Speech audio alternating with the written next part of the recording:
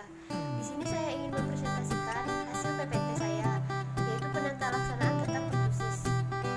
Nah, ini penata laksanaan pertusis. Yang pertama itu ada apa itu pertusis?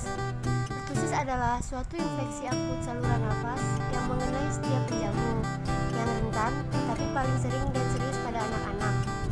Definisi pertusis lainnya adalah penyakit infeksi akut pada saluran pernafasan yang sangat menular dengan ditandai oleh sindrom yang terdiri dari batuk yang bersifat spasmodik dan paroksismal disertai nada yang meninggi. Dan selanjutnya, pertusis disebut juga batuk lejang atau batuk 100 hari. Penyakit ini menular akut yang menyerang saluran pernapasan. Penyebabnya adalah kuman Bordetella hypomyles atau pertusis. Penularannya terjadi melalui udara. Penderita yang terserang pertusis mengalami batuk yang khas dengan suara melengking. Penyakit pertusis sering dialami pada anak-anak berusia di bawah 5 tahun. Pertusis yang berat terjadi pada bayi muda yang belum diberi imunisasi.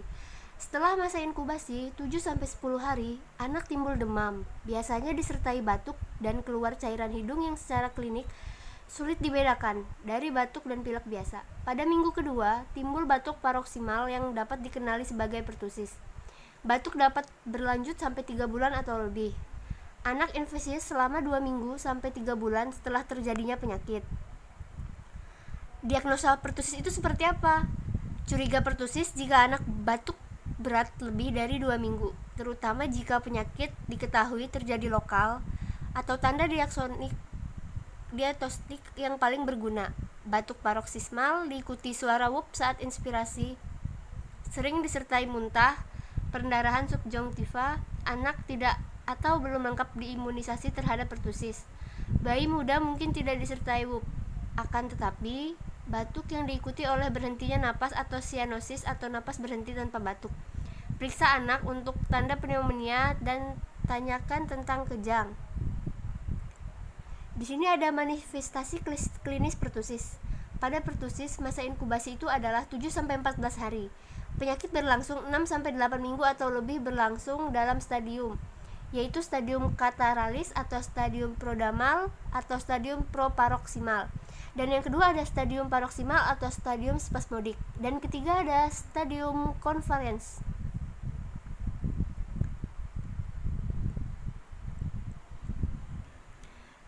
Dan di sini ada gejala dan tanda lain pertusis itu bagaimana. Dimulai dengan gejala ispa ringan seperti batuk, bersin dan cairan hidung keluar terus-menerus. Kemudian sesudah 1-2 minggu dilanjutkan dengan batuk yang terus-menerus, namun diikuti masa di mana ada jeda batuk. Batuk ini mungkin dapat diikuti dengan adanya muntah. Hal ini disebabkan rasa mual yang diderita dan pada anak kecil di mana refleks fisiologis yang belum terbentuk secara sempurna, maka akan menimbulkan muntah. Hal ini tidak jarang membawa ke arah malnutrisi. Batuk ini dapat dipicu oleh menguap, tertawa dan berteriak dan akan berkurang sesudah 1-2 bulan. Komplikasi yang dapat mengikuti keadaan ini adalah pneumonia, enipalitas, hipertensi pada paru dan infeksi bakterial yang mengikuti. Biasanya, pertusis mulai seperti pilek saja dengan ingus, kecapean dan adanya demam ringan. Kemudian timbulnya batuk terus-menerus diikuti dengan rejan, kadang-kadang muntah setelah batuk. Pertusis dapat menjadi parah bagi anak kecil beresiko membiru atau berhenti bernafas sewaktu-waktu dan sehingga perlu dibawa ke rumah sakit. Anak yang lebih besar dan orang dewasa mungkin mengalami penyakit yang lebih ringan dengan batuk yang berkelanjutan selama berminggu-minggu tanpa memerlukan perawatan.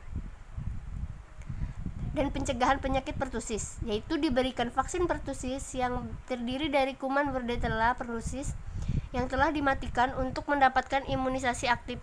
Vaksin ini diberikan bersama vaksin difteri dan tetanus. Dosis yang dianjurkan 12 unit diberikan pada umur 2 bulan. Kontraindikasi pemberian vaksin pertusis yaitu ada panas lebih dari 33 derajat Celcius, riwayat kejang, reaksi berlebihan setelah imunisasi DPT sebelumnya, misalnya suhu tinggi dengan kejang, penurunan kesadaran, shock atau reaksi antifilatik lainnya. Bagaimana sih penyakit ini bisa menular? Nah, di sini saya ingin menjelaskan, penyakit ini dapat ditularkan penderita kepada orang lain melalui percikan-percikan ludah. Penderita pada saat batuk dan bersin dapat pula melalui sapu tangan, handuk, dan alat-alat makan yang dicemari kuman-kuman penyakit tersebut. Tanpa dilakukan perawatan, orang yang menderita pertusis dapat menularkannya kepada orang yang mempunyai kekebalan lain selama 3 minggu setelah batuk dimulai. Antibiotik dapat diberikan untuk mengurangi terjadinya infeksi bakterial yang mengikuti dan mengurangi kemungkinan memberatnya penyakit ini. Sesudah stadium Caterhall, antibiotik tetap diberikan untuk mengurangi penyebaran penyakit. Antibiotik juga diberikan pada orang yang kontak dengan penderita. Diharapkan dengan pemberian seperti ini akan mengurangi terjadinya penularan pada orang tersebut. Dan di sini ada penata laksanaannya, yaitu antimikroba. Pemakai obat-obat ini dianjurkan pada stadium kataralis yang dini. Erythromycin merupakan antimikroba yang sampai saat ini dianggap paling efektif dibandingkan dengan amoxicillin.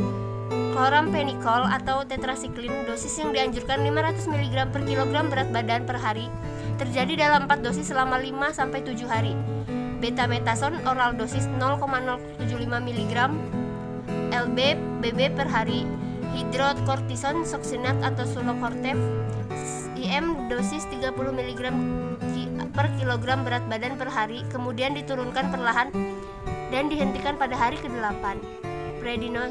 Prednisone oral 2,5-5 mg per hari, berguna dalam pengobatan pertusis terutama pada bayi muda dengan serangan proksimal salbutamol. Dan terima kasih, dan di sini saya ingin mengakhirinya. Apabila ada kata-kata saya yang kurang jelas atau kurang, tolong dimaafkan. Sekian dan terima kasih.